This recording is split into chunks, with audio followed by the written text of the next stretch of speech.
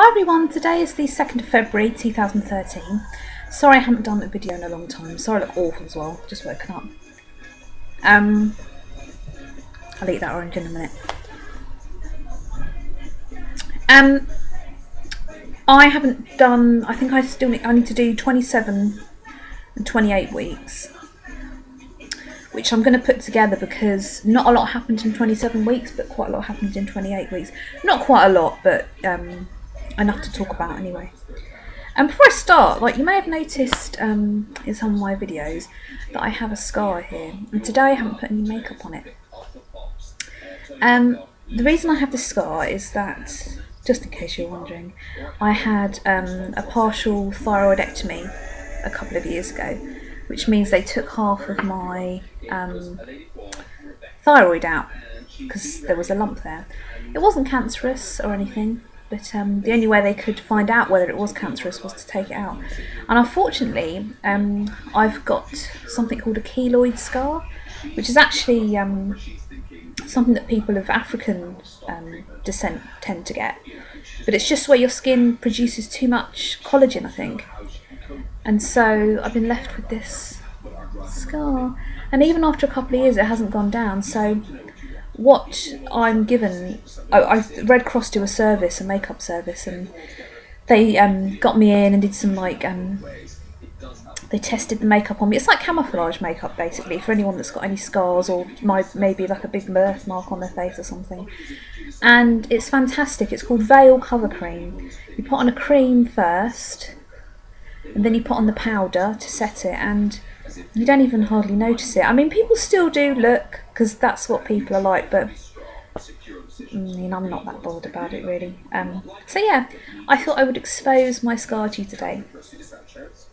Back to pregnancy things. As I said, not a lot happened in week 27, although that back pain that I was suffering with subsided, which is really, really good.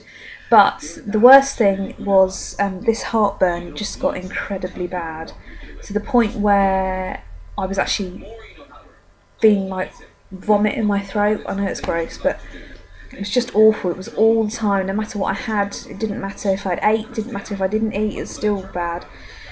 And the Gaviscon just wasn't even touching it at all. I was like glugging it from the bottle, and it wasn't even helping. Like, it wasn't even taking the edge off really. So I phoned the doctor and I was like, I need to have some stronger medication. And I know that you can have something called omeprazole, which is safe for pregnant women. So I got the prescription, got my medicine, and took one. And that day, the very same day, the heartburn went. It was like a wonder drug. It's just such really like relief. It was getting to the point where I was actually getting depressed about this acid and heartburn, because it would just come up and it would burn everything, and it was just awful. But these tablets are amazing. A word of caution though, if you are on omeprazole, what it actually does is it stops the acid from being formed. I think that's like a really rough idea. I know there's something called a proton pump inhibitor. This is why these drugs are called PPIs, and it stops that pump from releasing the proteins that give you all the acid heartburn. So what happens is when you stop taking the omeprazole, the body's like, what's going on now? And it just comes back with a vengeance.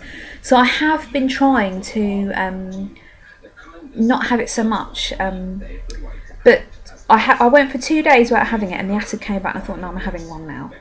So I'm going to try and just have one every 2 days, or every other day, something like that.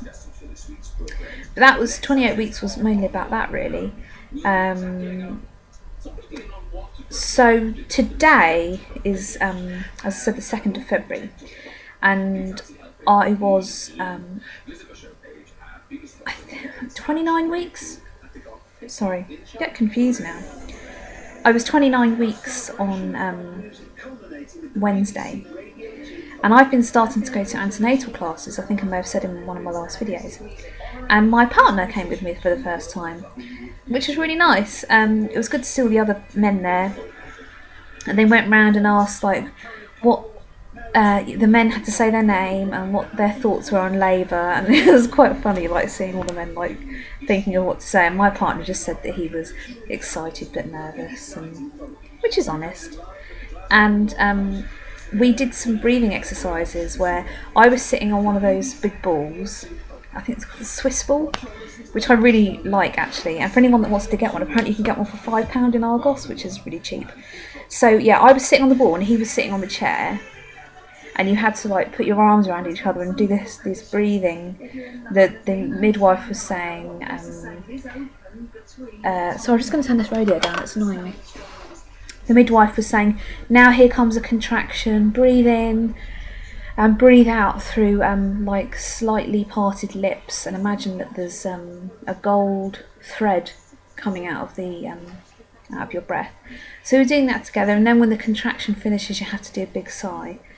I have to say my boyfriend was really sweet, but he was so loving. Like, he was rubbing my back and I was looking around him, and like the other men were being really sweet as well. It's just, you don't often get to see that in society, like men just really not caring what other people think and just being really affectionate to their partner.